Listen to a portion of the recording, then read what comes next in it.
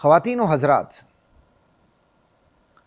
जब हम इख़वानी मिजाज भाइयों पर तनकीद करते हैं इस हवाले से कि तुमने इत्तिहाद उम्मत की छतरी इतनी वसी कर दी है कि तुमने इसमें वक्त के ज़िंदीक़ों और मुर्तदों को भी ढांप लिया है, तुमने उनको शेल्टर दे दिया है, तो फिर वो दलाइल भी देते हैं। क्या दलाइल देते हैं? कुरान और हदीस से दलाइल नहीं देते। हमारे बड़ों ने कोई अगर गलतियाँ की हैं तो उन गलतियों को वो दलाइल में पेश करते हैं। मैं आपको दलाइल आपके सामने रखता हूँ। कहते हैं जी, मौलाना फजलुर्रहमान साहब ने हसन नसरुल्लाह की मौत पर ताज़ियत की है। कितनी बड़ी दलील है माशाअल्लाह। अच्छा जी, इसी तरह मौलाना ज़ाहिदुर राशिद साहब ने जामे उर्वतुल वुस्क़ा में जाके उनको नमाज पढ़ाई है। कितनी बड़ी दलील है माशाअल्लाह। चले एक और मैं भी दलील दे देता हूँ। JUI के हम्दुल्लाह साहब ने बाकायदा दुश्मनान सहाबा को मुसलमान साबित भी किया। इसी तरह शेरानी साहब बलूचिस्तान के, जो अब JUI से निकल चुके हैं, उनका तर्ज़ अमल, ये वो सारी चीज़ें हैं जिनको ये हमारे इख़वानी मिजाज भाई दलाइल में पेश करते हैं। बल्कि हमारे JUI के बाद साथी जो हमारे जिगर के टुकड़े हैं वो भी बाज़ चीज़ों को दलाइल में पेश करने लगते हैं। तो एक और दलील भी इंशाल्लाह उनकी आगे बात आएगी। यहाँ मैं जवाब दे दूँ, यहाँ एक गलती हो रही है जिसकी हमने निशानदही की हिज़्बुल्लाह के अकायद को सामने रख कर कि भाई आप लोग गलती कर रहे हो उन्हें उम्मत के मुस्लिमा की सफ़ में दाखिल करके। तो हमें हमारे बड़ों की या छोटों की गलती बताकर हमसे बात मनवाने की कोशिश हो रही है। देखो तुम्हारे बड़ों ने ये काम किया, मौलाना फजलुर्रहमान ने ताज़ियत की है, मौलाना ज़ाहिदुर राशिद ने इमामत करवाई है, फ़लाँ ने ये किया, फ़लाँ ने ये किया। तो ख़वातीन व हज़रात, क्या उनकी गलती से इनकी गलती दुरुस्त मान ली जाएगी? गलती पर दलील गलती होती है जनाब। अगर आपने किसी शख्सियत की बात ही को लेना है, कुरान और सुन्नत के दलाइल को नहीं देखना, तो खुसूसन मैं जमात इस्लामी के अहबाब से बात करता हूँ, तो वो मौलाना फजलुर्रहमान को अपनी दलील बनाने की बजाय, मौलाना ज़ाहिदुर राशिदी की इमामत के शेल्टर के नीचे आने की बजाय अल्लामा करज़ावी को देख लें। अल्लामा करज़ावी तो वो हस्ती हैं जो अब फौत हो चुके हैं। उन्होंने जमात इस्लामी के बानी मौलाना मौदूदी रहमहुल्लाह का जनाजा पढ़ाया था, नमाज जनाजा पढ़ाई थी उन्होंने पूरी उम्र शिया सुन्नी इत्तिहाद की कोशिशों पर खर्च की और बाद में अपनी उम्र के बर्बाद होने का एतराफ़ किया कि मैंने ये जो अपनी उम्र का वो हिस्सा जो शिया सुन्नी इत्तिहाद में खर्च किया वो मैंने बर्बाद करके रख दिया, एतराफ़ किया। और साथ उन्होंने हिज़्बुल्लाह को हिज़्बुश शैतान कहा, नसरुल्लाह को नसरुश शैतान कहा। आप अल्लामा करज़ावी की बात क्यों नहीं मानते हैं? आप मौलाना फजलुर्रहमान साहब की बात को दलील बना के क्यों पेश करते हैं हमारे सामने? माननी तो अल्लामा करज़ावी की मान लें। अल्लाह अकबर। अब एक और सवाल जी, ये इख़वानी मिजाज भाई भी करते हैं और बेशूर मुसलमान भी। देखे जी, गज़्ज़ा के असल मुजाहिद तो हिज़्बुल्लाह हैं और हसन नसरुल्लाह हैं, तभी तो इसराइल ने हसन नसरुल्लाह को मौत की घाट उतार दिया। अल्लाह अकबर। इस पर भी मेरी एक छोटी सी तहरीर है, वही पढ़ देता हूँ ताकि मरज़ का इलाज हो जाए, फिर हम आगे चलते हैं। मैंने इसी दौरान एक तहरीर लिखी थी, वो मैं पढ़ देता हूँ। ख़वातीन व हज़रात, भाई भाई और बाप बेटे में भी इख्तिलाफ़ हो जाता है। ईरान, हिज़्बुल्लाह और इसराइल में इख्तिलाफ़ हो गया तो कौन सी बड़ी बात हुई, बल्कि उम्मत का फ़ायदा ही हुआ बाप बेटों के इस इख्तिलाफ़ में। हज़ारों शामी मुसलमानों का कातिल और मुल्क की अरब में भी दहशत गर्दाना कार्रवाइयों का ज़िम्मेदार हिज़्बुश शैतान का अबू जहल नसरुश शैतान अपने अंजाम को जा पहुंचा, रहे नाम अल्लाह का। अफसोस उन लोगों पर है जो इत्तिहाद उम्मत के नशे में खुद उम्मत ही को फरामोश कर चुके हैं। जिंदीकीन, मुर्तद्दीन और दुश्मनान सहाबा को मुसलमान बावर करवाने पर तुले हुए हैं। इख़वानी मिजाज ने हमेशा यही काम किया है, दुश्मनान उम्मत को, दुश्मनान सहाबा को अपनी सफ़ों में जगह देकर उन पर एतबार करके अपना भी बेड़ा गर्क किया और पूरी उम्मत का भी नुकसान किया, मगर होश में कभी नहीं आए।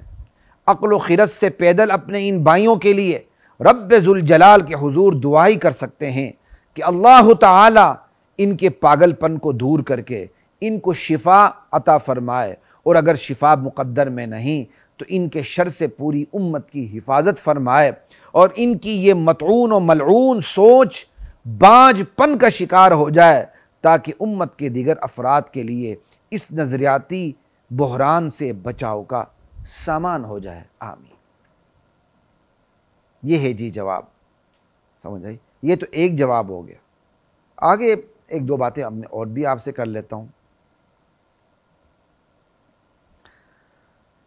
ख़वातीन व हज़रात, ये बताएं, हम चाहते हैं हम बैतुल मक़दिस वापस ले लें, फ़िलिस्तीन हमारा हो, ठीक है ना, बहैसियत मुसलमान हम ये चाहते हैं। ईसाई अपना कब्ज़ा चाहते हैं, यहूदी अपना कब्ज़ा चाहते हैं, तो क्या दुश्मनान सहाबा अपना कब्ज़ा नहीं चाहते? क्या दुश्मनान सहाबा, चाहे उनका यहूदियों के साथ कितना ही गठजोड़ क्यों ना हो, क्या उनके कोई अपने ज़ाती मफाद भी नहीं जो सिर्फ उन तक महदूद रहें? इस्लाम की क़ियादत को हाथ में लेने की गरज से दुश्मनान सहाबा बैतुल मक़दिस पर कब्ज़ा करने की जो ख्वाहिश रखते हैं, क्या इसराइल उसको, इस ख्वाहिश को हज़म कर सकता है? तो फिर इसराइल तो हमला करेगा।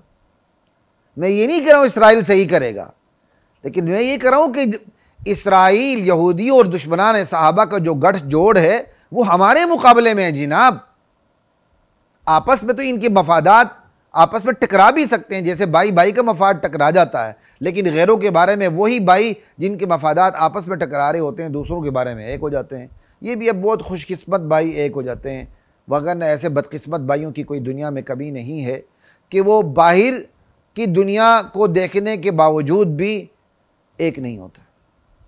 खैर, क्या कहते हैं, दुश्मनान सहाबा और यहूद मुसलमानों के मुकाबले में एक हैं, मगर बाहमी इख्तलाफ तो मुमकिन है। इसी तरह आप इस ईरान को देख लें, प्रॉक्सी वार की पॉलिसी इसकी हर जगह है। ये पाकिस्तान में प्रॉक्सी वार लड़ रहा है, अगर फ़लस्तीन में भी ये प्रॉक्सी वार लड़े और उसमें सुन्नी हम लोगों को, मुसलमानों को इस्तेमाल करे, तो क्या इसराइल खुश होगा, बर्दाश्त करेगा? उसने तो फिर हमला करना है। तो हमला करने का मतलब तो ये नहीं कि हिजबुल्लाह को आप इस्लाम की सनद अता कर दें। वो तो अपनी ज़ाती ख्वाहिश लेकर गया हुआ कि इस पर मेरा कब्ज़ा हो जाए, बजाय इस्लाम और उम्मत मुस्लिमा के। बैतुल मक़दिस पर दुश्मनान सहाबा का कब्ज़ा हो जाए ख़वातीन व हज़रात, तो मुझे बताइए कि इसके असरात का हमारे इख़वानी मिजाज भाइयों को अंदाज़ा है कि इसके असरात क्या पड़ेंगे? फ़र्ज़ कर लें दुश्मनान सहाबा का फ़लस्तीन पे और बैतुल मक़दिस पे, जो हमारा क़िबला रहा है, क़िबला अव्वल नहीं, क़िबला रहा है, क़िबला अव्वल तो काबतुल्लाह है, ठीक है, जो हमारा क़िबला रहा है कुछ अरसे के लिए, और पहले अदियान का क़िबला रहा है बहुत अरसे के लिए। अगर इस पर दुश्मनान सहाबा का कब्ज़ा हो जाए तो इसके असरात का कोई अंदाज़ा है? उम्मत मुस्लिमा पर इसके असरात क्या पड़ेंगे? हमारे इख़वानी मिजाज भाइयों को अंदाज़ा है? छोटी सी बात करता हूँ, ये मैं नंबरवार बात कर रहा हूँ ताकि अहल इल्म भी इससे मुस्तफ़ीद हों और आगे बात कर सकें। ईरान पर इत्तिहाद उम्मत का नारा लगाकर कब्ज़ा जमाने के बाद हमारा हशर क्या हुआ? खुमैनी इनकलाब लेकर आया, इत्तिहाद उम्मत का नारा लगाकर, जिसमें हमारे सुन्नी भी शामिल थे, हमारे बेवकूफ़ सुन्नी उलमा भी शामिल थे इस इनकलाब के पीछे। लेकिन जब खुमैनी इनकलाब आया तो फिर क्या हुआ? सुन्नियों का कत्ल आम हुआ। कलीदी ओहदों पर सिर्फ इस्ना आशरी जा सकता है और कोई भी नहीं जा सकता। इस वक्त जितना मज़लूम मुसलमान ईरान में हैं कहीं भी नहीं। तो ईरान में इत्तिहाद उम्मत का नारा लगाकर कब्ज़ा जमाएगी, हमारा हशर क्या हुआ? तो आप सोच लीजिए, बैतुल मक़दस पर भी अगर दुश्मनान सहाबा का कब्ज़ा हो जाए तो हम कहाँ खड़े होंगे? कभी आपने सोचा? अल्लाहु अकबर। याद रखिए, हमारी पस्त हिम्मती और दुश्मनान सहाबा की पेश कदमी हमें कहीं का नहीं छोड़ेगी। फिर सुन लीजिए, याद रखें, हमारी पस्त हिम्मती, हमारी कम हिम्मती, हमारी बेहिम्मती और दुश्मनान सहाबा की पेश कदमी हमें कहीं का नहीं छोड़ेगी। कहते जी इसराइल ने हसन नसरुल्लाह को मौत की घाट उतार दी, इसका मतलब हसन नसरुल्लाह बहुत बड़ा इस्लाम का नुमाइंदा है। तो ये तो मैंने आपको जवाब दे दिए, बहुत से जवाब दे दिए। एक आखिरी और सबसे कारी जवाब देने लगा हूँ कुरान करीम से। अल्लाह कहते हैं वकज़ालिक नुवल्ली बाज़ अज़्ज़ालिमीन बाज़म बिमा कानू यक्सिबून। अल्लाह कहते हैं ये हमारा कमाल है ये हमारी कुदरत की शान है, हम जालिम को जालिम पर मुसल्लत कर देते हैं। इसराइल ने हिज़्बुल्लाह के सरबरा हसन नसरुल्लाह का कत्ल किया तो अल्लाह ने जालिम को जालिम पर मुसल्लत कर दिया। जिस जालिम ने इराक के मुसलमानों का कत्ल आम किया, जिस जालिम ने शाम के मुसलमानों का कत्ल आम किया, जिस जालिम ने शाम के मुसलमानों के इज्जत व आबरू से खेला, अल्लाह ताला ने उस जालिम को इसराइल के हाथों मरवा दिया। कोई सीने में ठंड पहुंची? कान खोल के सुन ले, मौत का एक दिन वक्त मुकर्रर है जो आगे पीछे नहीं हो सकता। मगर गीदड़ की जिंदगी न जिए, शेर की जिंदगी जिए। बस हिसाब किताब अल्लाह के पास होना है, पता चल जाएगा। फसौफ तरा इदन कशफल गुबारो अफरसुन तहत रिजलिन अम हिमारो। जब गुबार छट जाएगा, फिजा साफ हो जाएगी, पता चलेगा तुम खोते पे सवार थे या घोड़े पे। ओ मेरे इख्वानी मिजाज भाइयों, अपने ईमान को बचा लो। दुश्मनान सहाबा के गायबाना नमाज जिनाजे पढ़ के तुम इस्लाम का झंडा लेकर उठे हो। शर्म करो, चुल्लू भर पानी में डूब मरो, यह डूब मरने का मकाम है। ला इलाहा इल्लल्लाह।